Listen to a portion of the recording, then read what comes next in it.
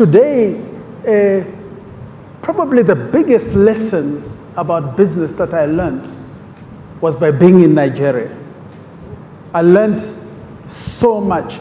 So the thing is, it's not about what you want to do. It's about what you are learning from what you are doing. So if you do not learn, it's a problem. I mean, there's a thread that has been running through, what the speakers were saying. If you go out there to just do something and succeed without focusing on a cause, without looking at solving a problem, you will find entrepreneurship very, very difficult. So in Botswana, for instance, when we went in there were no street signs, nothing. And we said we will not market on television and others, we will build bus shelters, we will build this and that. We were putting infrastructure as part of our communication, as part of how we would serve that particular country.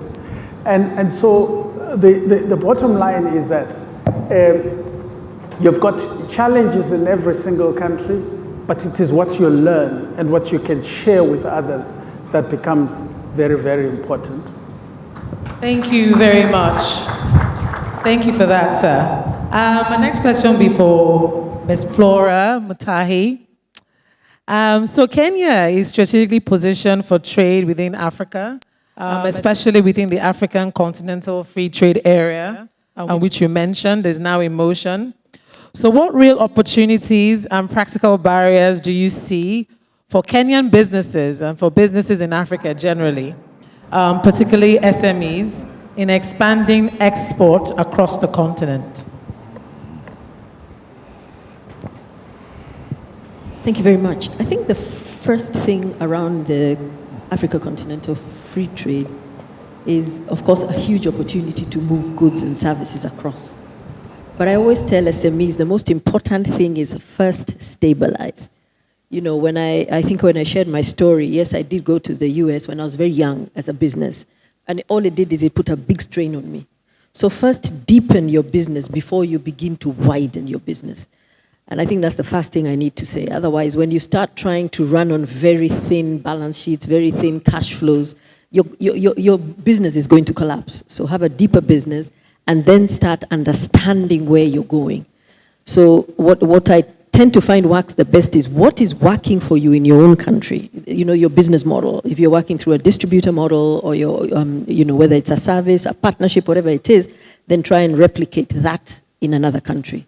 Fortunately, this is a good time to do business because technology, you can do a lot of desktop research, you can research countries, you can understand communities. If you can afford to take yourself there, go and really understand. Because I find one of the biggest mistakes entrepreneurs do is they try to, yes, it's about risking, but you don't take a calculated risk. So you go and say, I'm going to export, and off you go and you take your goods or service to whichever country and start saying, oh, it's not working.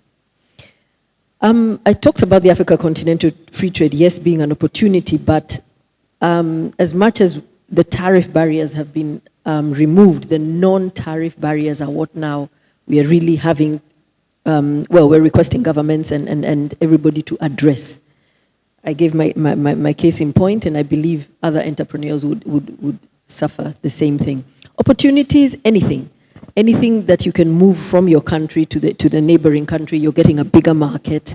Obviously, you've got to study and see whether there's an opportunity, because today, it is not it's about what does the consumer want. So if you have something on the continent that you can give another person, map out a proper business model, and you'll be able to, you'd be able to take it across.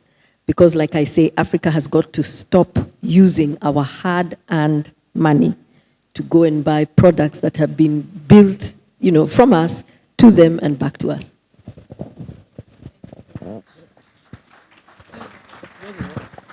Thank you so much. Really, Africa must stop using our resources to build other economies. So, Mr. Adeshino, I have a question for you. You mentioned... No,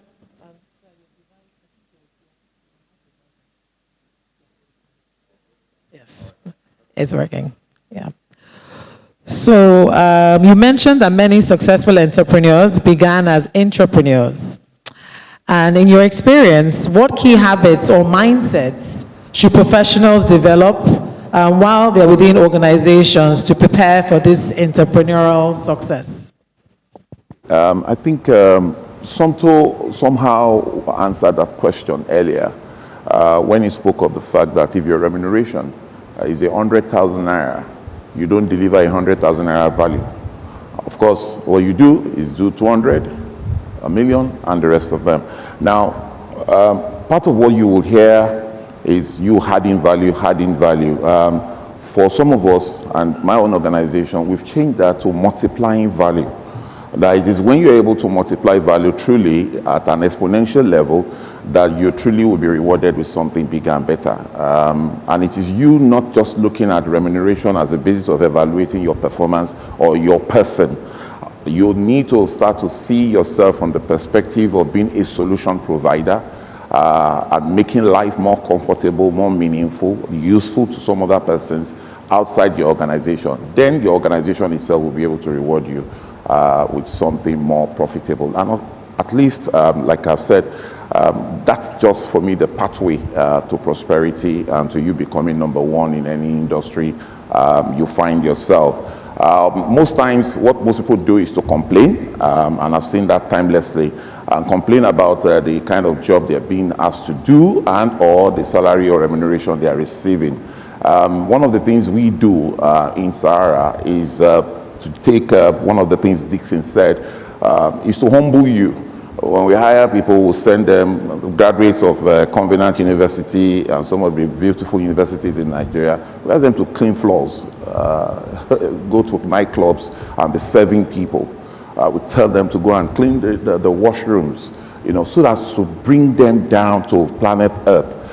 It's a generation that likes to fly, but before you fly, we want you to crawl, we want you to walk, we want you to run, and then you can fly away. So that's the mindset that needs to be ingrained in each and every one of us. All of us seeing life from the lenses of me multiplying value to whoever I'm communicating with. The customer is not necessarily the one outside. Your internal customer must be able to see value in you, which is your employer must say, wow. When you come in through the door, the employer must be able to say, this is a good one, and smile rather than looking away. Thank you so much. So see the value that you can extend to others. So moving on from the conversations Mr. Additional started, I'll just move on to Somto because it kind of dovetails into what you mentioned already about the 𝐴𝐴 system that is available within the eastern region of Nigeria, right? So now you've gotten it, you've decided you want to be an entrepreneur, you're an entrepreneur, right? But how can you access funding? You know, I heard when you mentioned you had a partner and then, you know, that didn't quite work out. But many people would like to hear from you what you think would be the best approach to be able to access funding as an entrepreneur.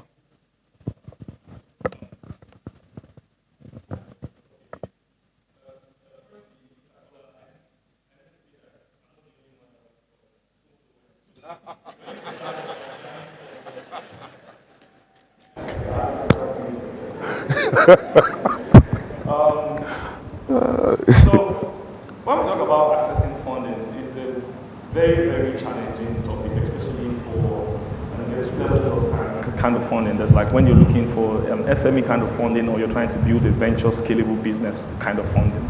Most of that accessible funding used to be abroad, but now it's not coming to Nigeria. I oftentimes like to refer back to my closest network. We have the green, the yellow, and the red network. Red network would be like investors that took people's money, that have theses and all that. Yellow network are kind of like, you know, maybe like the way I am now with Mr. Kola, so I can go to him tomorrow. And then green network is more like people like my friends. Like I said, you just have to leverage those friends and those relationships you make, your parents, your uncles, your aunties, to get the little capital you have to build a proof of concept.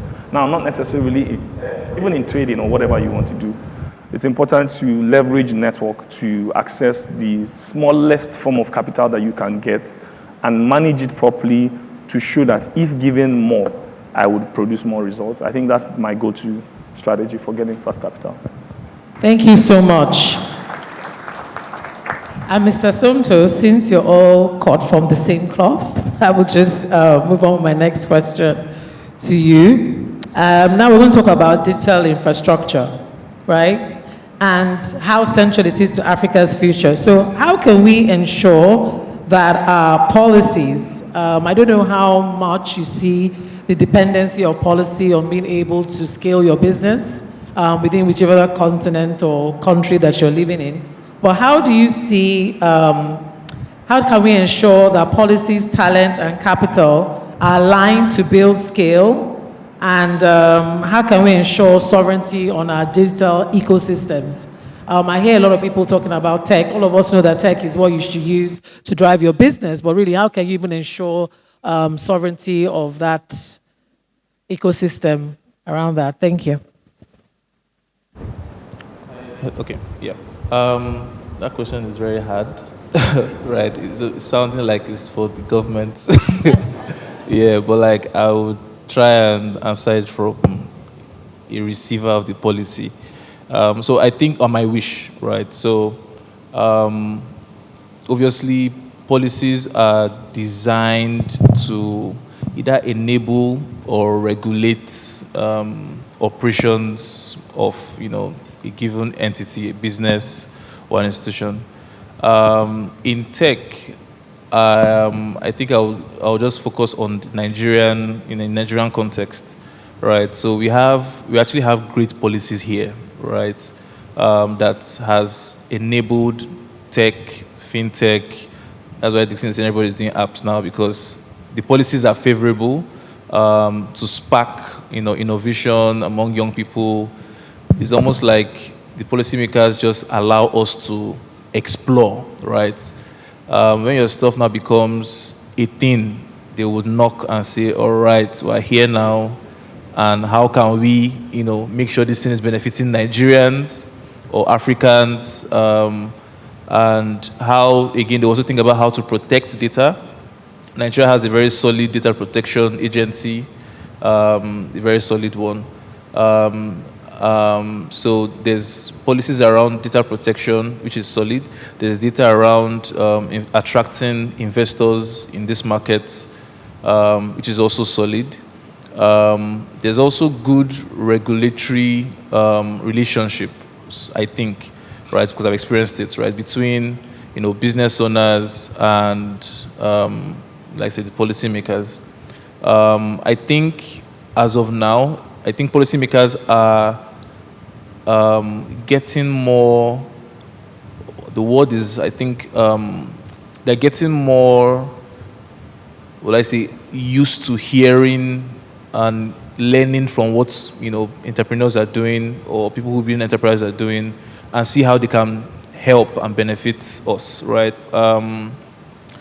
I would say that how to harmonize it would be for even entrepreneurs themselves to reach out, right? So one of the things regulators don't like or policymakers don't like is, you try to do it by yourself and just running to scatter things, then coming back after it has scattered, right? So they'll prefer a case. I think entrepreneurs should do more reaching out, do more asking questions, do more involving these people in your plans, because I think everybody wants to grow, right?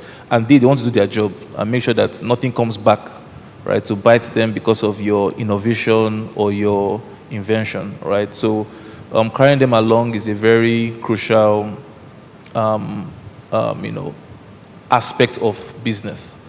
And also, even for customers, right? Because again, the role of policymakers and regulators is to protect customers also, right? So making sure that what you're doing is protecting the lives of customers and it's not causing harm, today or tomorrow, right? Would involve you doing a lot of, liaising with them, talking with them, and it's a proactive thing. It's not something that you do after the damage has been done, right? Just to reduce, waste generally. So I think more engagement Yeah. Thank you so much.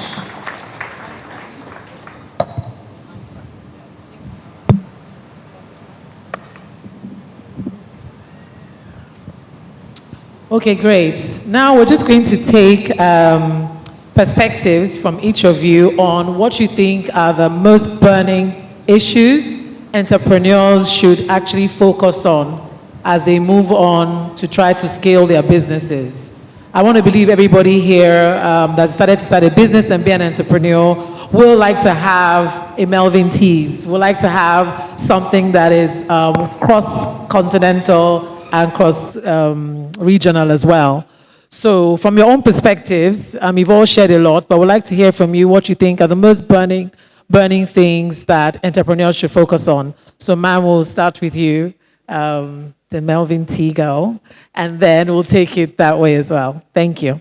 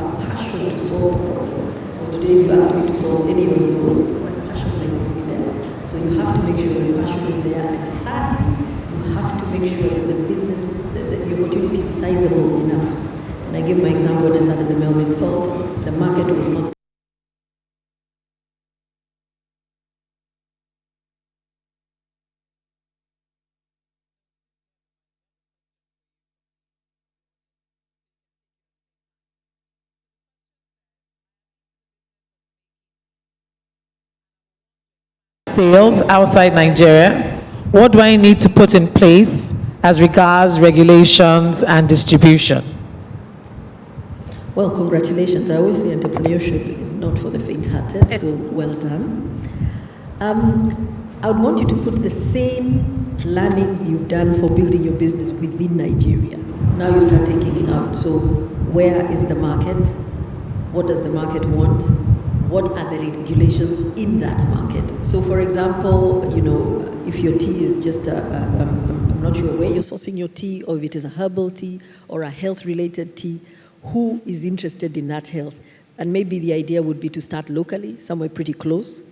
And then how do you want to get your product there? Do you want somebody to buy it and distribute it in that country, meaning you're going to have to give away more margin, or do you actually want to go and set up there? Personally, for an SME, the best thing to do is to get an importing distributor, somebody who will say, yes, with this margin, I will be able to distribute. But then the next question comes, how do you choose that distributor? So again, you can perhaps start with online and then referrals, basically do your due diligence until you find somebody who does. It will probably be somebody who's doing a complementary product. So FMCG perhaps would be your best bet to look around. So those are the steps I would take. Regulation, there's a lot of regulation on the 𝐓𝐶FT, the Africa Continental Free Trade Agreement website that tells you what is required, and then reach out, just write an email or make a phone call, and the information is there. Thank you so much. Please, a round of applause for our speakers. So, Ms. Adesina, I have a question for you from the audience. It says, most businesses in Africa are founded and sustained by the founder. How do we build businesses that last generations after the founders are gone or dead, that is business that outlasts the founder? Very much. First for me is how do you establish connection between your mind and the market? If there is no interface between the two, you will fail. So the idea will be from your mind, reading what the market is saying, interacting with the market. You come back to your mind, come up with a solution, join up with partners, friends, with like minds that would enable and facilitate those ideas that you have. Now, in the process of getting other people onto the table lies the fact that you're not thinking about just your own time, your own generation alone. You're going beyond yourself to say, okay, I'm going to pass this torch, because life is a marathon, but a marathon run in a relay way. It's not a sprint, it's one that is going to continue, but it's a relay race as well. So you're going to now take that baton and say, hey, establishing partnership, establishing mentorship, establishing exposure, learning from the young ones what they know, because they know far more, and then you offering your wisdom. The intersection of the two lies in sustainability and longevity. And one of the things you must consistently do, which I always advise wherever I go, is the fact that you don't know it all. The best of ourselves is yet to come.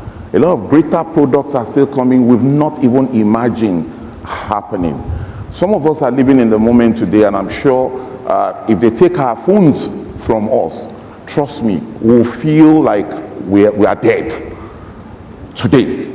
When most of us, the older generation used to wake up, the first thing we do is to pick our Bibles to read. But today, the first thing you pick is your phone.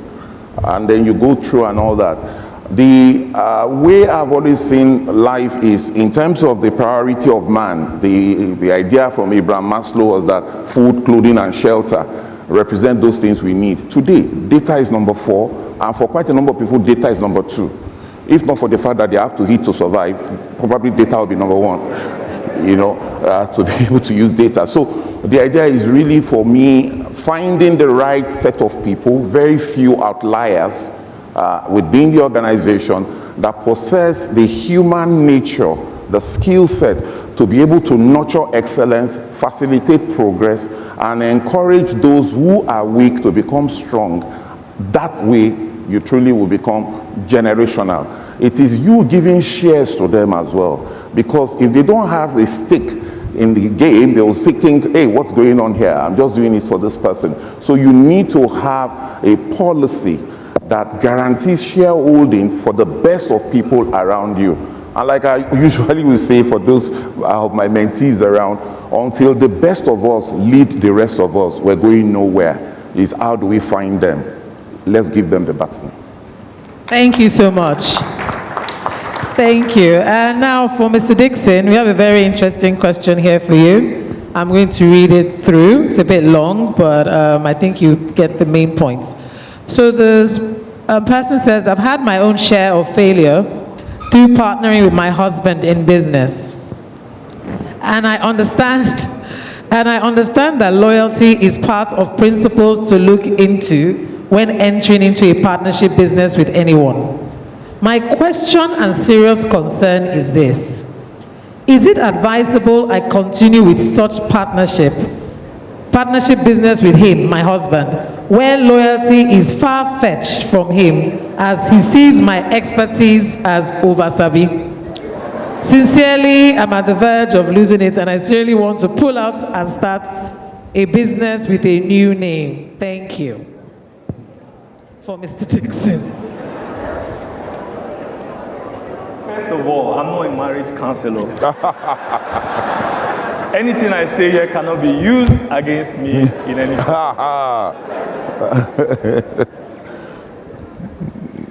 Okay, one of my mentors, our mentors, Cosmos Maduka, ran a very successful business with his wife. And when he spoke to me one time, it was run on the foundation of trust. And you've heard him speak a lot of times about how much he trusts his wife. He will go to bed and let her make every key decision. Now, that's that particular marriage. There are some people that are married to, like I said, the arrow that flies by day. I really do not know how to advise this particular person because there's a huge conflict between love, kids probably involved, business, finance, and I will just say what I would do. I'm not saying you should do it. Now, when the fabrics of trust is broken in business, that is no more a business. I would not be in any partnership for any reason, even if it was, like if I didn't also trust myself, I'm not even talking of my partner, myself, I won't do the business. So personally, I would let go. And that's what, in fact, a ton of reasons why I failed a lot of times is because I let go. So I would probably let go and bless the person to go ahead and take everything. Because now we're talking about love, marriage, kids, very deep roots there. And you don't really want money coming in between that. So it will look like a big L. But a lot of times, like I say, inside the gems, again, of success are buried in the lessons learned from failure. And you take that lesson and you move on and you start afresh. Now, this thing sounds very, very crazy.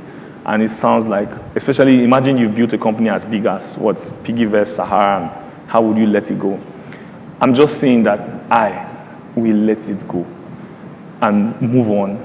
However, you can go and seek, I think Pastor Poju might be in the business of advising people like this. But me, I'm just a small fintech guy, I can't recommend, but this is what I would do. Thank you very much. Thank you very much.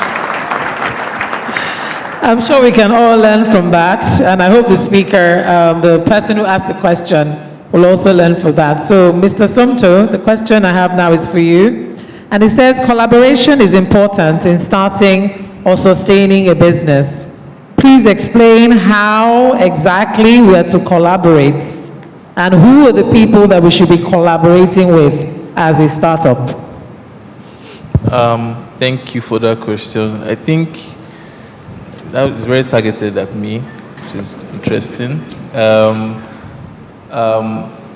So for instance, myself, in Piggy Vest, we are about 7 partners, right? We've been together for way over 10 years. So I can talk about a bit of dynamics, with that. So I think the first thing is you have to know what you want to do as like the person who, you have what you want to achieve in terms of the value you want to create, right? And your job is actually a job, right? To identify the people who can help you achieve those things, right? And you have to remember and take note of the word help, right? Because they're actually helping you to achieve it. So if that's the case, you have to think of them. What do they like when they were coming to this world, your name was not in their, with them, right? So they already had their own plans, right? There are things that they want to achieve, right? So you should first know what do they even want to achieve, like with their own lives, right? And that's very important because some people don't do this. They just find people, tell them what they want to achieve and tell them, join me and let's go. And down the line, you now see what they wanted to achieve and you end up being shocked, right? So the first thing is, what do you want to achieve? And you see if you can help them achieve that thing within your plan, right? This is your value you want to create, right? So you ask them, they'll tell you their plans, they'll tell you what is important to them very early, and you're either making a promise and saying, okay, you'll be able to achieve this thing with this structure, right?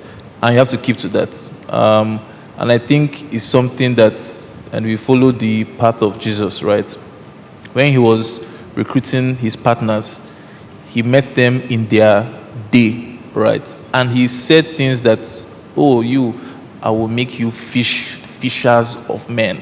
So you want to fish, right? So he's not giving you another job, right? He's just saying that, what I'm going to do with you, if we do together, you will actually fish more, right? So I think the thought of thinking about what the person you're trying to work with has planned for their own life, right? What success means to them would help you identify whether they are right or not for you. Now, once you've done that first part, the next thing is now you have to have the character to respect their plan, right? So you're not imposing your plan and reducing their own plan for any reason. That's what some people do, right? So during the course of the partnership, you're always reaching out, you're always asking, you're always making sure that their plan is still in motion, right? Within whatever you're doing. So there's mutual respect. So you can't ever feel at any point in the skill, if you like build 10 unicorns, you can never feel like you did them a favor. They actually are the ones that did it, right? So that mutual respect is so important. It's some of the things that we miss, right? And the day you miss it, you pay the price, for it. So mutual respect, knowing what these people want to achieve, will help you identify them, and the character to always respect those people will keep them and making everyone achieve that goal right together. Yeah. Thank you so much, Mr. Somto. So, Mr. Zachary, a high population of entrepreneurs in the continent are in the millennial and Gen Z categories. So a question we have. So the question for you, Mr. Zachary, will be the question from the audience, which says, what can be done to change the worldview of young African entrepreneurs, especially when you're trying to have global presence? So the writer says here, a lot of people think we're illegitimate. We have the perceptions that we're fraudulent. So what advice can you give young African entrepreneurs as they have to navigate these sort of challenges? Thank you.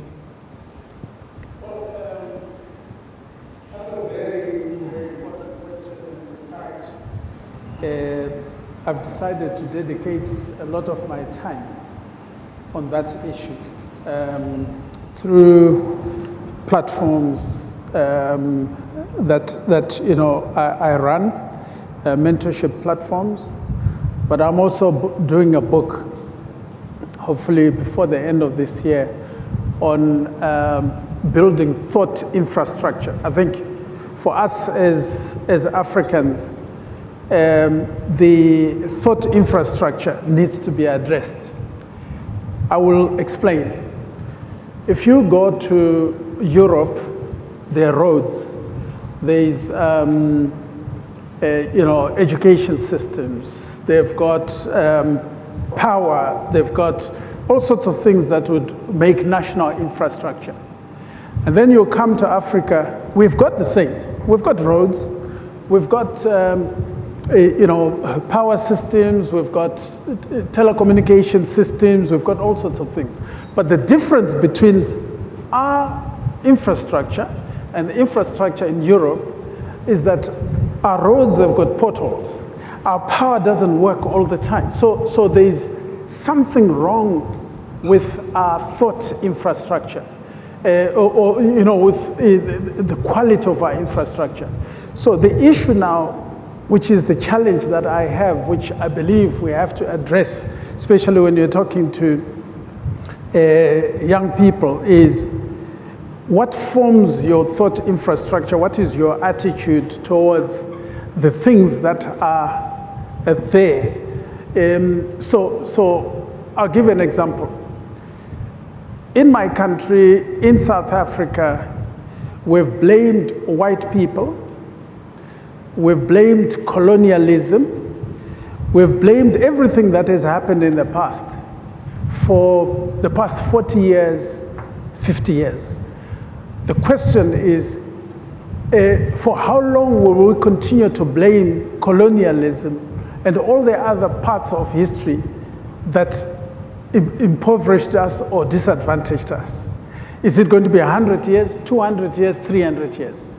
We are at that stage where we need to start addressing issues and have a thought infrastructure that says, I'm no less than the person that is in Europe. I'm no less than the person that is in Asia.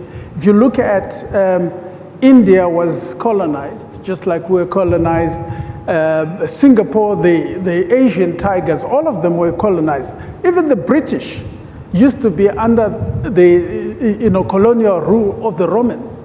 But they've changed their narrative. They don't talk about that anymore because they've risen to a point where they are determining the future of what they do. And I think that the biggest challenge that we have is to believe that I can make the change here in Africa that I could make when I'm in Europe. I mean, look at all the Nigerians that are making a difference in the United States, in institutions in Europe. But when you come here in Africa, you've got a problem. You can't. We know that there's a leadership issue, but I think young people have to start refusing to accept the narrative that when you're in Africa, things doesn't work. And the challenge is, how do we change our thought infrastructure to enable us to start redefining the narrative concerning Africa? Thank you so much. And now we have to wrap up this section. I want to thank each and every one of our speakers. Please give them a round of applause. You can send back on the stage. Thank you. We're actually done for now. We're going to revert back to the studio. Yeah. Please keep clapping as they get off the stage. Thank you so much. Thank you for your contributions.